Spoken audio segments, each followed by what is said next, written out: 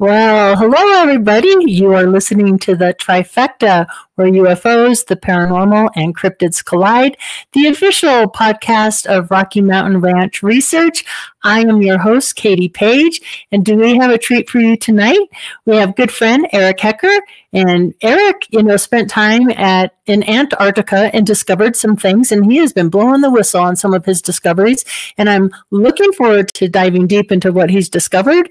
But before we do, a few quick reminders. I hope that all of you out there are having a fantastic beginning of your week and that you're having more wonder than worry. It's crazy times out there, and I hope you're all hanging in there. I'm happy that you're here with us today. And whether it's morning, afternoon, or night, I hope it's been a good one. Also, I'm going to ditch the 3 questions thing, so I'm not going to be doing that. Nobody's been sending in their answers, so we're not going to be doing that anymore. But instead, if you are interested in extra content, you can always go to Rocky Mountain Ranch Research with Katie Paige. We do have a Patreon, so please check that out. And be sure to check out our website as well, Rocky Mountain Ranch Research, for updates and all the things that are going on with us. Also, if you have questions for Eric tonight, please be sure to write your questions in all uppercase. It lets us know that that is a question. So without further ado, let's please welcome Eric Hecker to the show. Let me add him in here. There you are. How you doing, Eric? I'm doing fantastic, Katie. I'm really excited about being here today. Thank you for having me. Of course. We've got to meet a couple times in person out there in the San Luis Valley and gotten to know you. And I find your work not only brave and daring, but fascinating. And some of these things, like weather manipulation and HARP and things like that truly interest me. But before we dive deep into all of that, I would just love to get a little background, on, your life, where you were born, where you were raised, if you had anything happen to you when you were younger, and how you ended up where you are today. Hello, Wizardly. Thanks for being here tonight. Hey, Wizardly. That's a very fair question. I've walked a very peculiar path. It's the reason when I first went public on YouTube initially, I went under the moniker of deciphering my experience because I did have things happen from where I was born up until now contemporarily. I was born in Bethpage, Long Island, which is the home of Grumman and the lunar module. And I was involved, unfortunately, with what we now refer to just commonly as the Stargate Program, which was, had many hands in it through the years, CIA, DIA, Army, a whole bunch of different folks. And for all practical purposes, they were working with children and going through the Monroe Institute remote viewing protocols. And unfortunately, it seems like they were administering drugs without my parents' knowledge. It seems like there was some MK Ultra type abuse, which is super unfortunate. But that was where my path started. I eventually wound up having a short stint in the United States Submarine Service, which was super eye-opening and one of the more peculiar aspects of my life. From there, I got a career as a plumber in the greater Long Island area, specifically for peculiarity. The North Shore of Long Island is referred to as the Gold Coast. And the reason being is there's a lot of affluence there that is at a level that most people don't know. I worked in a lot of the military industrial complex corporation facilities in the greater Long Island area, companies like AIL, TRW, Grumman, SAIC. So all of the nefarious companies. And I worked at the homes of the owners, Paul Corporation, Dr. Paul. Dr. Paul was a customer of mine that I met him face to face. His facilities were very peculiar. The greater Roslyn area in Long Island, I would say, if people study the history of our nation, George Washington's espionage ring started in Nassau County, Long Island. That's where our nation started. That's where the divide between the loyalists and the patriots were. So I've been doing research with folks and putting out information that shows that Roslyn, Long Island is the birthplace of American espionage, and it's never left. I also worked at the homes of, former Director Central of Intelligence, and their homes are in the Roslyn area. So I went from having this career where I became an exceptional plumber and had a history with these organizations, and eventually I gleaned a contract to go work at the South Pole Station in Antarctica, where I wound up working from November of 2010 until November of 2011. Certainly there was pros and cons to that employment, but what wound up happening from my experience there, and then continued research into the peculiarity, and then, you know, communicating with former crew members and other researchers, I discovered that what was really going on under the false pretenses of scientific experimentation, that there are 3 directed energy weapons systems that are functioning there. And in June of 2023, I actually went to Washington, D.C., and I testified in 2 separate SCIFs, secret compartmented information facilities. One was for the Senate Intelligence Committee, and that one was led by none other than Kirk McConnell. And then I also testified in a SCIF for AARO, and I can't state who I communicated with in that engagement, but I am, you know, under no other obligations, and I can discuss everything that occurred. I am not under restrictions of NDAs other than not giving the names and addresses of the AARO folks. So I'm open to any questions that you have, and I'm going to do my best to, you know, answer and let everybody know what's really going on, because I'm trying to decipher my experience in real time with everyone. Yeah, well, before we get to that, I kind of want to backtrack a little bit. First of all, how amazing is it? And it kind of reminded me of the movie The Breakfast Club. You know, I'm the eyes and ears of this institution. So here you are in important people's homes as a plumber, and I can't help but imagine, and maybe this is just me, and I mean, not that I'm nosy or anything, but you can't help but kind of look around and poke around and maybe hear some things that you're kind of like, that's weird. What did I just hear? So I can imagine that must have happened for you. Maybe started building your curiosity. But before we get to what you discovered in Antarctica and all that, let's go back to the Stargate program for a minute. How old were you, Eric, when you entered into that? And were you aware at the time what was happening, or how did they disguise that for you? It would be, to my recollection, that I was always in it. So, you know, I did kindergarten through 8th grade in a grammar school, and then I did 9th through 12th in high school, Catholic school. Okay. So I always remember being brought out for I can't remember what the actual title was, the TAG program, the GATE program. So whether it was talented and gifted and talented, they're so close to each other. And I've heard the terms so many times since then. It was one of those labels, but effectively we would get brought out of the regular classroom activities and brought into the library at my school. The curtains would be drawn shut, which was, you know, never the case unless we were there for that activity. And at the time, like, I mean, you know, folks have to appreciate, I was being lied to as a child. Yeah. So in this capacity, like when I went to the library, I just learned rapidly that I don't know if you're familiar with Superman and Bizarro. Bizarro was like the alternate of Superman. So they had like Bizarro and Bizarro World. So that fit in my head. Like when I went to the library, I just considered it like Bizarro World, where things are like backwards and don't make sense. Like there's no rhyme or reason. I was in a very like old school regimented Catholic school. Like there's right and there's wrong. And when there's wrong, you get pummeled. So in the library, it was not that. In the library, it was, they would ask you a question and then follow it with like, don't think about it too much. Just give us an answer. Whatever you say is right, which broke all logic and reason from everything outside of the library. Like, what do you mean? Anything I say is right. So it, like, that was one of the things that struck me as so peculiar, because I looked at the people asking me the questions and was like, you're out of your mind. Like, you're an adult. I'm 8 and you're asking me questions and telling me, well, yeah, whatever you say is right. How many other kids were in that program with you, Eric? I'm trying to picture out so the way I remember it was that we each sat at a table with an attendant, and I'm trying to think of the amount of tables in there. So my guesstimate would be that there was probably 8 to 12 kids in total that were in the room, but we were cordoned off with a separate attendant, each at a table individually. Wow. Do you think that these programs, and I know they were going on across the country.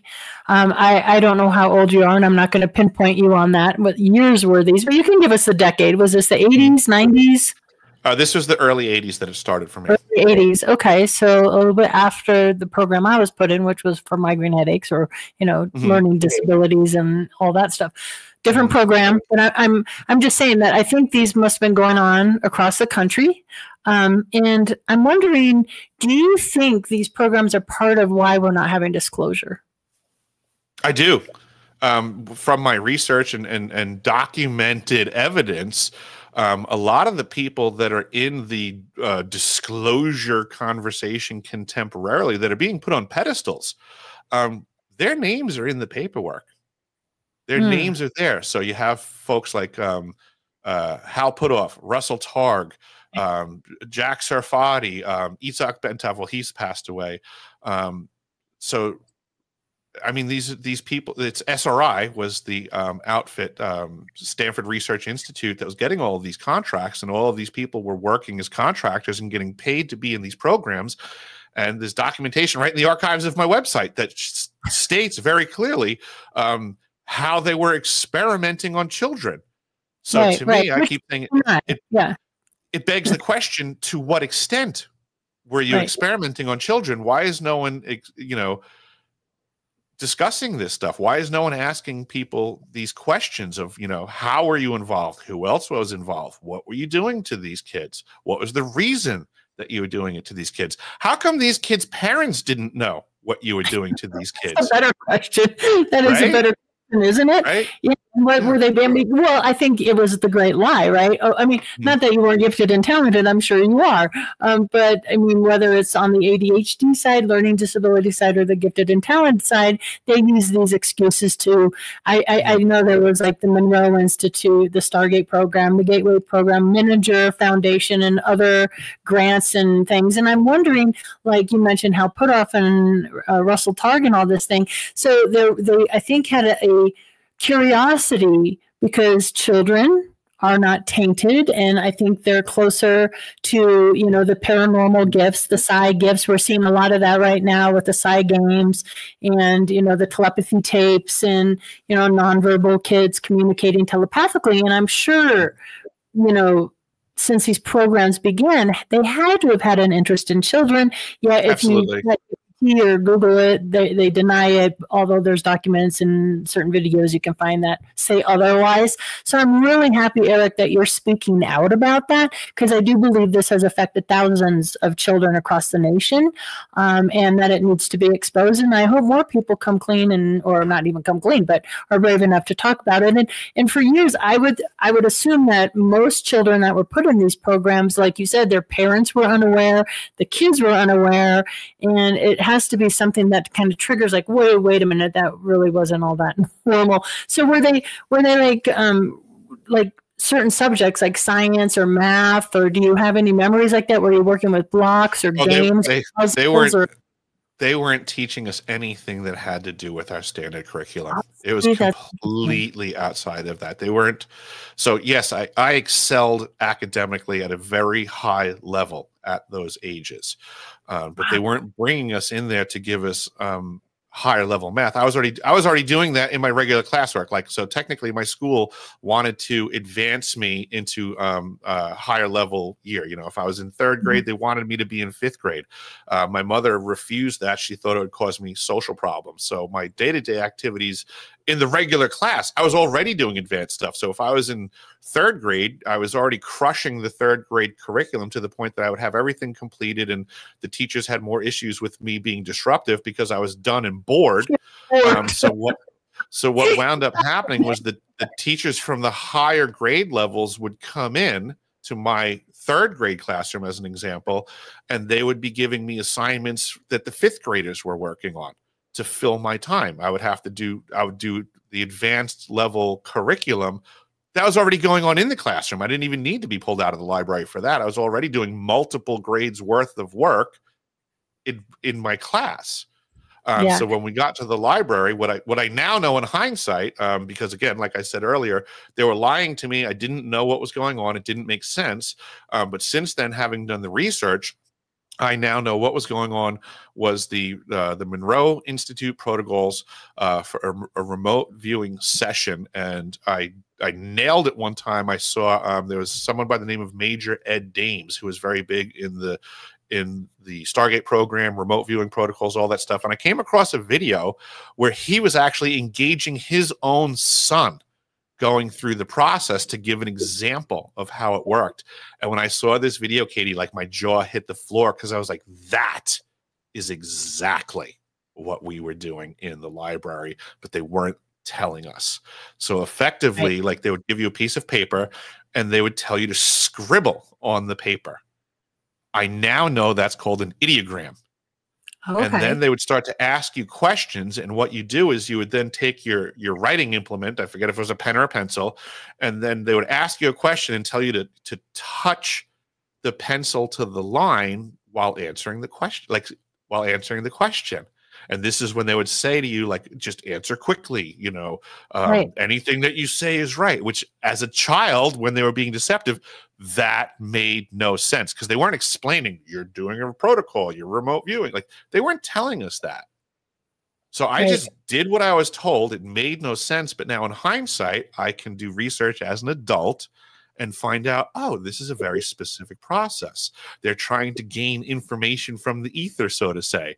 You know, it's a study in consciousness. It's getting information without it coming through any of our known five senses. Yeah, they weren't telling me this as a kid. They just wanted me to do the task and get them the answer. Right. I mean, it makes sense to me that who you are now and what you've been able to uncover, and the curiosity you have and the ability to see the whole table, to make these connections, probably comes from that early training. So that all makes good sense to me, because of course with the Monroe Institute and that, they keep you in that theta state. And if you had training early on, Eric, that would totally make sense to why you're connecting these dots now. So let's kind of get into that right now. I'm going to bring up a picture here. Let me put us on the side here. Hopefully, I don't know if this will cover us or not, but talk about where you went and where this is, and a little bit about just the continent itself. You got it. So that is the greater Antarctic continent there. I don't know why my computer's making so much noise. I flew in from New Zealand, from Christchurch, New Zealand, into what you see McMurdo Station there, down on the coast of Antarctica. And then from McMurdo Station, I flew to the Adamson Scott South Pole Station, where I basically stayed for 366 days straight before exiting back towards McMurdo and out through Christchurch again. And how cold does it get there? The coldest that I ever experienced was minus 103.4 degrees ambient. Nuh-uh. Nuh-uh. Yep. Oh my goodness. And what? Why? I became a member of the 300 Club. So that's it's a very prestigious club with very few members. When the temperature gets down to minus 100 degrees, you know, the weatherman knows that it's coming, and they make an announcement so that we can prep. On the first floor of the facility, there is actually a sauna, and when they know that it's going to get that cold, they make the announcement. They get the entire medical crew ready, and the people that are bold enough to engage the experience, we all pile into the sauna with just a towel and our boots on, and we wait in there. So the sauna, we fire. The rules are that you have to fire the sauna up to 200 degrees. Being the nerds that we were, we fired it up to 214. So man. When the weatherman calls on the LMR radio and says that we've hit minus 100, then everybody runs out of the sauna, exits the facility while dropping your towel inside. So you just have on your boots and your birthday suit. and then you go run around the geographic South Pole and then back into the building. So you're exposing your body to a 300-degree temperature difference, like almost instantaneously. And we bumped it to the 214, so it was officially a 314 temperature difference because we were going for that pi number, 3.14. So we bumped it up a little bit. So not only did I experience the coldest temperature of minus 103.4, but I did it in my birthday suit. Oh my goodness. I mean, you can't. Okay. So you're telling me that you can go outside when it's that cold? Yes. Yes, you can. Okay. That blows my mind. That blows my mind. Wow. Wow. And I'm so not when you're person. In the sauna, when you're in the sauna, you get covered with sweat, right? And when you go outside, the environment at the South Pole is literally 0% humidity. Okay. So there's a peculiar aspect of science that occurs when you exit the door, you're soaking wet with sweat, and it's 0% humidity. It's really cool, Katie. You literally can see every pore in your body jetting gases out. Wow. You can literally see it. So if you stay still, you just start creating your own cloud. And when you start running, you're like a locomotive. Like you're literally have exhaust gas trail behind you that you're emitting. Wow, so that's incredible. And it makes a buffer zone, actually. So you're off gassing so much that there's like velocity and thermal mass ejecting from you that's like a buffer to keep the cold away from you. So you don't actually really feel it at first. Excuse me. And it was funny because on the day that we did this, a coworker of mine, we were the first two people when they announced it that were like, let's just do it. So we charged out. Other people stayed in the sauna and were like I guess getting more prepped. So my coworker and I, we went out, we ran around the South Pole. Our off gassing was dwindling. So we were absolutely starting to feel the cold. And just as we made it back to the elevated station at the ground level entry door, we were like we were ready to get inside. Like we were feeling it. And it was like, oh my God, we need to get back inside. And as soon as we went to go grab the door handle to go in, all of a sudden the door swings open and all the people that are completely toasty warm start running out, blocking our path. And we're like, get the hell out of it. Like, hurry up. Oh my God, get out of our way. We're dying. Oh my gosh. I mean, does it feel isolating out there for you? Do they do psychological testing and things like that? I mean, do people kind of amount of psychological testing to qualify to winter at the pole? Dr. Nicoletti, who was, I believe, at the time the head psychiatrist of the Los Angeles Police Department and the Denver Broncos, so he's world-renowned psychologist. He was in charge of the psychological evaluations for South Pole winter rovers. I had multiple tests before I went down to the ice, and then even after my summer season, before we engaged the winter season, he actually came down to the ice to give us individual tests and questions and stuff to make sure that we were psychologically competent and prepared for the mission of wintering in South Pole. And you asked before if it's isolating. It's the most isolating thing that you can get involved with on this planet, that I would say. Yeah, I can only imagine. Short of being an astronaut, you're not going to find as much isolation. Right. That's now my old home, Katie. Every time that picture goes up, I just am like, it blows my mind. Well, tell us about this a little bit. What is this called? So that's the elevated station. When I was there, it transitioned from construction to operations and maintenance. I was part of the first crew to function it in the operations and maintenance capacity, basically running it through the motions to make sure that it was constructed properly. What you're looking at, that staircase there, is known as DA, Destination Alpha. It's the skiway side. So looking at this picture, to the right would be the skiway where the planes would arrive and depart and personnel arriving. This would be basically the first door that they would walk in would be the first floor of that staircase there. The second floor of that staircase, the windows up top side would be the observation area for flight following and people observing the flight line. And then, yeah, actually looking at that picture, there's a lot of activity going on. That I almost wonder if that's from my season. No, the back staircase isn't done yet. So there's a staircase to the back right that's not complete. So this is this picture is from before. In flights, many flights go in and out of there? During the summer season, there's 24-hour operations for flights. During the winter season, there's none. Oh, okay. Interesting. Yeah. All right. Now let's get into it, shall we, folks? Talk about what this is at the Ice Cube Lab.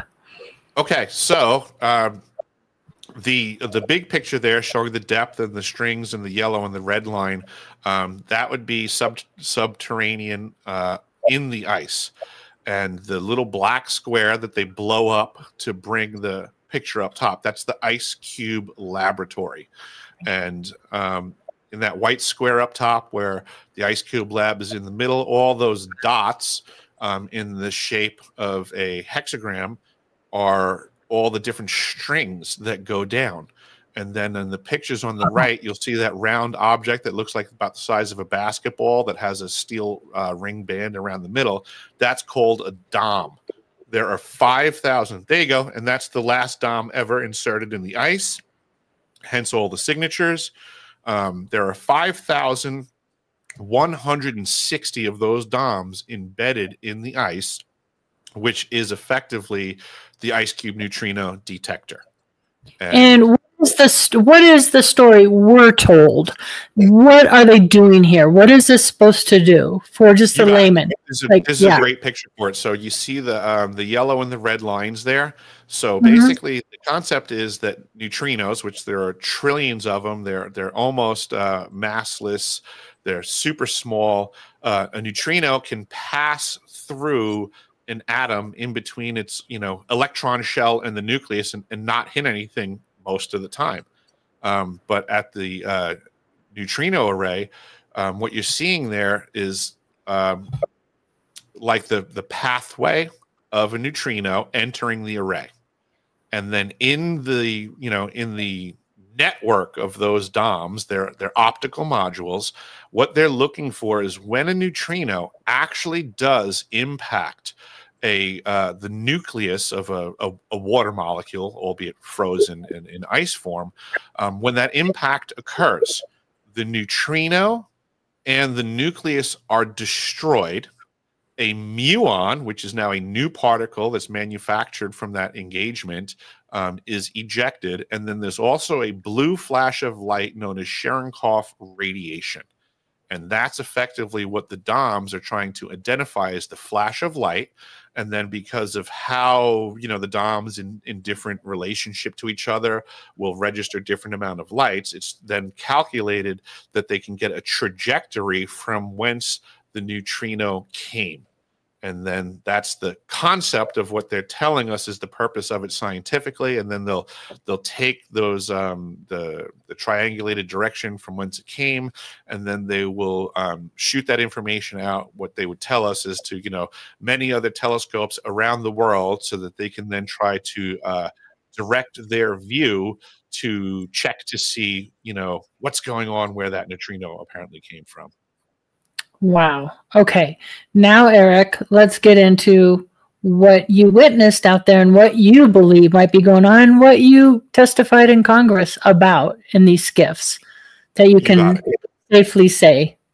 What I found out is that each of the DOMs has the capacity to transmit at 2,047 volts. So you multiply that by the 5,160 DOMs, and effectively you're looking at the world's largest phased array transmitter.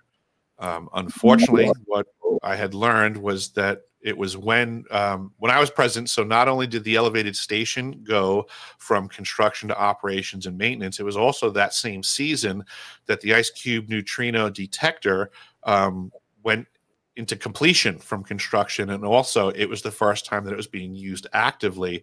And what I had learned was that the firing up of the system in its transmit mode was responsible for the earthquakes that happened in Christchurch, New Zealand in February of 2011, which for the most part decimated that city. I was initially told that it was like friendly fire, that it was accidental, that, you know, just like if you build a gun, you know, you have to take it to the range, you have to aim it at the bullseye, pull the trigger and see how close you are to the mark, and then make corrections to be more precise. And it was in that capacity that I was told that it was a misfiring. I do believe that it might have been somebody trying to be more polite with the information, because since then I've come to believe that it was much less of an accident. I did have somebody send me information, which was a WikiLeaks link, I guess you would say, where it was a leaked email from none other than Hillary Clinton, referencing said earthquakes in February of 2011 in Christchurch. And what was stated in her email, and I'm paraphrasing a bit because I can't remember things verbatim, but she said something to the effect that she was happy that the earthquakes occurred and on cue. Oh, well, that's kind of telling, isn't it? I mean, right. Is this the same thing? Is the Ice Cube lab, is it connected to what's going on with HAARP? And there has been, so far it's an extension of the technology. Okay. So I would say that, you know, all of the things that HAARP can do for science, obviously it can do, but then it also has secondary and tertiary capacities, which are very nefarious. I've often said that the Ice Cube neutrino detector array is like HAARP on steroids, because I've been to the Kona, Alaska facility a couple of times. I've gotten as close as I can to the, you know, secured gates, and that facility is on the surface of the Earth. So as it is a phased array transmitter, it only has the dimensions of length and width. It's a two-dimensional transmitter that sits on the surface of the Earth. Unlike the system at the South Pole Station, which now adds depth and a massive amount of it. So it's a third dimension to this phased array transmitter, which gives it a greater magnitude of capabilities. Okay, so you use the word phased array, and I've heard this before. I've had people reach out to me on, you know, some of these High-Strangeness ranches, Rocky Mountain Ranch, Skinwalker Ranch, all these places that, you know, we know government involvement was, maybe something's hidden there. Can you speak a little bit about maybe the potential of what a phased array would do, why it would be beneficial? Are we shooting down nukes with these things? What is a phased array? Are they hidden underground across the country, across the world? What do you know about that? Can you kind of explain that a little bit? I think a phased array transmitter, how do I best put this? It's more of a reference to the ability to, I guess, aim the transmission. So people can think of a radar dish, right? Like it can rotate, it can change its angle and stuff like that. So it gives you the ability to point it. The DOMs, which are embedded in the ice, they don't move. So by phasing the array, it's almost like by firing a certain amount at a certain time and another amount and I mean, these are probably like millisecond differences, like really minute amounts, but by the sequence of firing of the DOMs affords you the ability to aim the transmission moving outwards. Okay, got it. And do you think, so my question then is, if we have the capacity to manipulate and control earthquakes or even weather, and I'll ask you what you think about, like, you know, the, what do they call it? The dusting with the airplane. Oh, chemtrails. Chemtrails, if that's a real thing. We'll get into that question in a minute. But if we ever, heavens forbid, go into a World War III, it's going to be fought in a very different way. Does this all play a role into that? It's already happening around us for a really long time. Like, it's not, if we get there, we're already there. All of these technologies have been hardly invested in and are being applied every day of our lives now. And we're in the throes of that. It's modern warfare, but the weapons of war are invisible. It's not people running around shooting guns in your proximity anymore, where you would hear the crack of the rifle and your neighbor would have a bullet hole, so they're wounded. The walking wounded are suffering ailments that people don't know the source of. They're being ignored, and the firing of the weapon is now currently invisible. And who has control of this technology? I mean, is it therein lies the problem, because when I went to both skiffs, that was the end result of the conversation, is that everybody in the room agreed and understood that apparently whoever these factions are that are wielding these weapons are doing it without the oversight of the U.S. government or other governments. These are now rogue factions. The governments are not. The governments aren't the players. It's above them now. The governments are puppets. I would suggest that this is now it's in the hands of what Eisenhower warned us about: the military-industrial corporation complexes. Right? If you had a tank building company and I had an airplane building company, we sell our products to the governments. They don't make stuff. They buy what we sell them. Katie, if you and I were rich billionaires and we were manufacturing this equipment, wouldn't it be wise to make sure that we had better equipment than them? Right. It's interesting. We just recently, Colorado MUFON had Ryan Wood speaking. Of course, he's the son of Bob Wood. And, you know, he mentioned, you know, Lockheed and Raytheon and Northrop Grumman and these different aerospace companies competing with one another for technologies. And I never really thought of it that way before. For some naive reason, I'm thinking, well, maybe they kind of work hand in hand. It's not that compartmentalized. They all work together. Hughes, you know, all that stuff to come to a common goal. But from what I'm understanding, that's not the case at all. And the almighty dollar and power and control is what's at play here. So is that what you're finding too? You have these different, whether it's aerospace companies or are there like, you know, leading science companies, or do you think universities are involved as well? Universities are absolutely involved. The academic arm that runs the Ice Cube neutrino detector is University of Wisconsin-Madison, which is where I got the documentation that proves that the stuff transmits. So absolutely, it's oh, what a terrible web we weave when first we set out to deceive. There's a lot of deception going on, and back to the whole idea of corporations, right? That's what's warring is going on.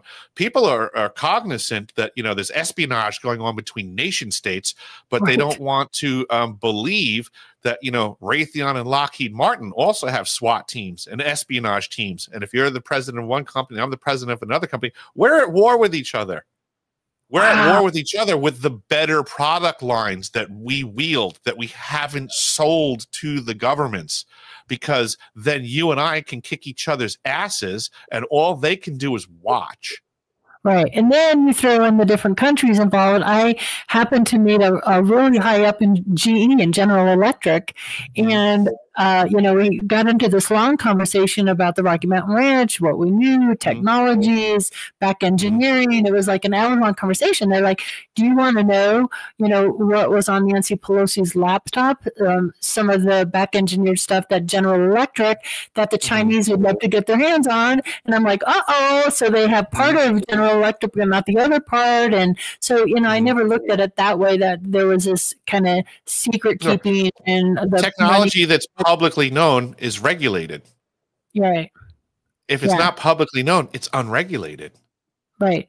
That's scary. So when you're in these skiffs, is that a discussion that's being had right now? Like how to get some, what is that word? I guess I don't like the word disclosure here, but some control on regulations, I guess, on what's happening with some of these, you know. Yeah, how do we gain oversight over the rogue factions that are operating without regulation, with monopolized technologies. I mean, that's where we are today. That's the discussion that's not happening while there's a mass counterintelligence operation going on to cover up the things that I'm suggesting, with this unending argument about UFOs and space aliens, which I'm not opposed to. Like, I absolutely believe there's life in the cosmos and that, you know, things come and go and visit.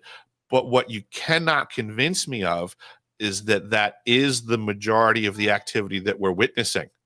Right. I think the vast majority of the activity we're witnessing is simply man-made, and the powers that be are taking advantage of the ignorance of humanity by laying it at the feet of UFOs or UAPs, and then they'll always say, "Oh, we don't have this technology. It's got to be some crazy off." They're just lying. They know we have the technology. They absolutely know it. Right. Well, my question then, like, you know, it's one thing to have men and women who swear into our military to, you know, and that have the clearances to keep, you know, they will lose their pensions. They will lose their credibility. They will lose a lot. They stand to lose a lot if they come forward with secrets. Okay. Yep.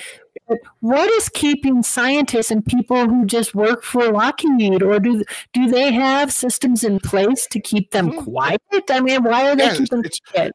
All of these people in these conversations. So when I try to assess the value of somebody's information, one of the first things I consider is like, how do they rate on a scale of 1 to 10 on the compromisability scale? How compromisable is someone? How can people be compromised, right? If we just start to simply put together a list, how can you compromise someone? With money, with threats, right? Yeah. So if the person can be compromised by money, can be compromised by threats, they're probably compromised, which we're seeing in the UFO disclosure commodities circus, right? They're literally bringing people in front of politicians that are pretending to be operating in good faith, and every one of these people that they're bringing up is saying, you know, I'm losing my job. I need money. We need help. We need the UAPDF fund. And oh, by the way, I'm getting threatened.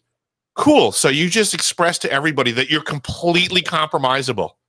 That's all I'm hearing from all of these whistleblowers is, I need more money and I'm scared. Boom. They're scoring really high on that compromisability chart. Right. But I mean, even if they passed a lot of protections into place, like we want to do for our pilots and our, you know, whistleblowers that come forward in the military, and that is ultimately might not protect them. Do you believe, Eric, that people have lost their lives due to some of these technologies and secrets? I'm sure that they have, but that threat actually seems to have dissipated because things are too public now and can be traced back to stuff. One of the things that's very important for people to realize too is that all of these people that are compromised, I'm trying to think of how to say this politely. I will say that they're less bold of action because they're compromised, when in reality they have nothing to fear, because none of the NDAs that they signed or any of these things put them in harm's way if it turns out that the operation that they're involved with is illegal. So again, if these factions are operating with monopolized technology, they're completely rogue and there's no oversight. That's illegal. So these people are under no obligation to keep their mouth shut. They should be screaming from the mountaintops that I was involved with shenanigans. This shouldn't be going on. Yeah, where are the that would be the men and women that are going to do the right thing exclusively for it being the right thing, not for monetary remuneration, not for some protection for the rest of their life? I am very critical of veterans, people in the military, right? I don't lay the responsibility at the citizens that are involved because they didn't take an oath. The military did. They took an oath against all enemies, foreign and domestic, and they offered their life on the line. That's what's going on. So if these people say, I'm afraid, that doesn't make sense to me. If you're willing to join the military and put your life on the line, that obligation never ends. Right.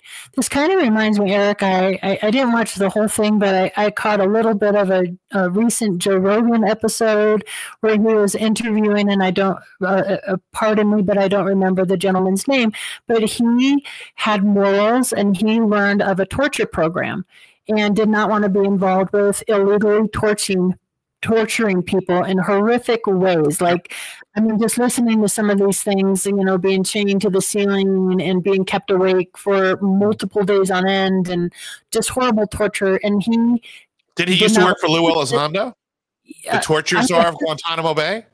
I don't know, but he was. I mean, like, they came after him. Not with, you know, threats and all that, but with prison time. And he had to fight the good fight. And I mean, we were talking like 40 years in prison this man faced just for having morals and just for not wanting to be part of a torture program. So maybe, just maybe, these scientists or men and women that are part of these programs could be threatened with similar types of things. I don't know. Yeah, absolutely. They're being compromised. This is, Katie, what we're dealing with in adulthood is no different than what we dealt with in childhood, right? If a bully steps up to you in the schoolyard and bullies you and you succumb to their bullying, you're a coward and the bully wins. So, and as adults, the environment slightly changed, but the activity is the same. If every single time a bully shows up and people acquiesce, then the bullies win. That's not how we're raised. That's not the way we raise children. Or I should say, it's not the way we used to raise children. But all too often, as of recent, you know, we've reprimanded the child that is the victim and not the one that's in being the bully. Yeah. So this is a reap what we sow aspect of society. When I was a kid, I was taught that if a bully steps up to you in the schoolyard and threatens you, you punch him in the face. Yeah, you don't go bother. You don't waste time going getting the teacher. You deal with it. Otherwise, the bully owns your ass and will always bully you. So, sorry, these people are, by definition, cowards. Right. If a bully bullies you and you give in, you're a coward.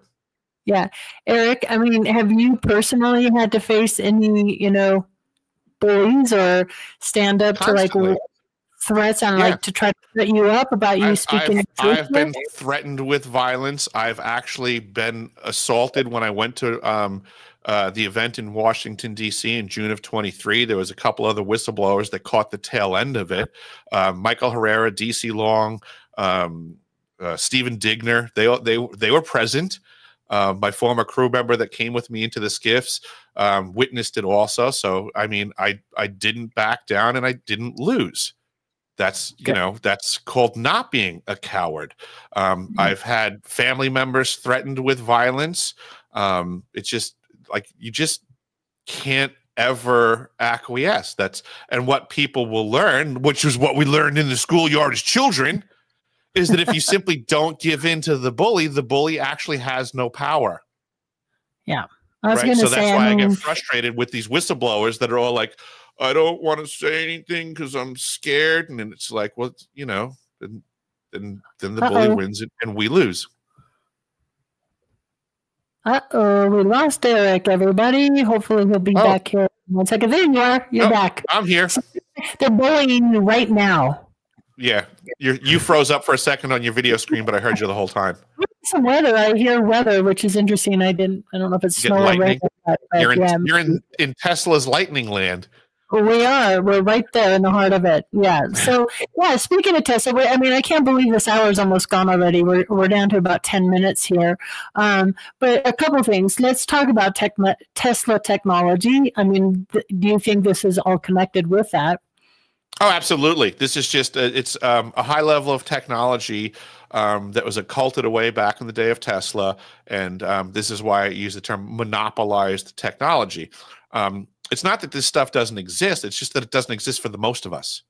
There's other great researchers out there that refer to it as like a breakaway civilization. So it's just the higher level rich people have been wielding these technologies for their benefit against us. Right. And I don't want to go down any political lanes here. It's not allowed on my channel. I just don't like it's aside from all political lines. But John, I mean, I think it's interesting though that President Trump's uncle was the one that got access to the Tesla files. I just think it's interesting that that's kind of connected there, and maybe there's some super interesting.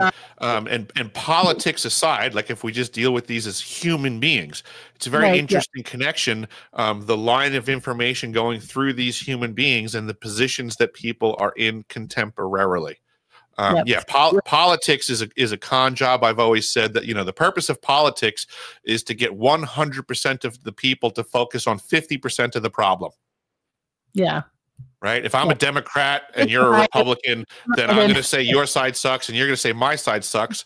And then the people that are up top win because they got 100% of the people to focus on just 50% of the problem. Yeah, agreed. I agree. I think we all have more in common than we don't. And they just like to keep us divided and fearful. And that's how they keep the control and power. And I think what you're doing is very brave, speaking out. And what can all the rest of us do? What is your advice? I mean, for somebody like me who doesn't understand the science, but I understand that there's something going on that has no accountability and there should be accountability. What can we do to kind of get the word out? Like, we want some accountability for these technologies, because I don't want some dang small little corporation blowing up the world.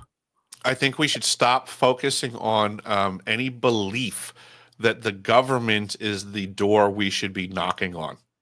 They are completely part of the cover-up, and they are pawns to the higher level players in the game, which is the corporations, because they are the ones that are rogue without oversight and monopolizing the technology. If we, the people, redirect our efforts and energies at the corporations, knock on that door. That's where the truth is at. What are you doing in there?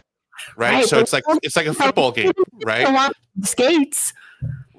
It's like a football game, right? You have the linemen, right? The linemen are just blockers for the quarterback. You're not really focused on getting the linemen. You're focused on the quarterback. That's the mission, is to get to the actual source, the goal. But the government is just the blockers. And if we just keep engaging the blockers, the quarterback will just run into the end zone.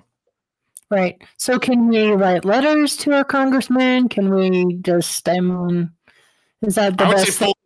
Everything that anybody can think of, they should do everything. They should be putting up signs. They should be picketing in front of Raytheon and Lockheed and saying, give us the truth. You have it. Right. We should be boycotting their products. Everything that could be done. We should be writing letters to the people on the boards, people, high stakes stockholders. We should, go after companies that are running their ads and say, we'll no longer buy your products if you're running their ads. Everything that we can do to negatively impact their bottom line. Yeah, because if we had Tesla technology, I'm certain we have the capability for everybody to have free power, get off fossil fuels, all that stuff. Dr. Neil Sprinkle is a big component of that, and they are just keeping it from us. And here's a really easy one for everybody to wrap their head around, right? Katie, you travel, right? So hey, if I want to go do an event somewhere, like let's say China, right? It's X amount of hours of your life that you have to invest to get there and back, right? Did you know that the FAA regulates the maximum amount of speed that a commercial plane is allowed to fly, so therefore the manufacturers don't build things faster than that. Okay? Right. That doesn't mean that a plane can't travel. Like let's just say, for argument's sake, commercial flights could travel, let's just say 1,000 miles an hour. Well, that's because it's regulated to that, and the manufacturers build to the regulation. What if technology allows for 3,000 miles an hour? Right? So why do we have this regulation that limits you as a human being, regulates how fast you're allowed to move around this planet. I would say you've been wronged. I believe that there are technologies that exist, if the regulations didn't prohibit, that your flight to China should only take an hour. Yeah, wouldn't that be wonderful? I mean, wouldn't it be wonderful if you were allowed to receive the benefit of all of the monies that you've invested as a taxpayer that have gone into the research and development of the technologies that you're not allowed to use? Right. I would say you're now suffering under the rogue agencies that have monopolized the technology, because I would suggest that there are people on this planet that do have access to these technologies and are using them with great regularity. And then when they get caught with their pants down, they run up a story about UFOs. They go, oh, that's not ours. We don't have that technology. Oh, now you froze up. And I don't hear you. They got mad when I said to protest against the corporations and hit their bottom line.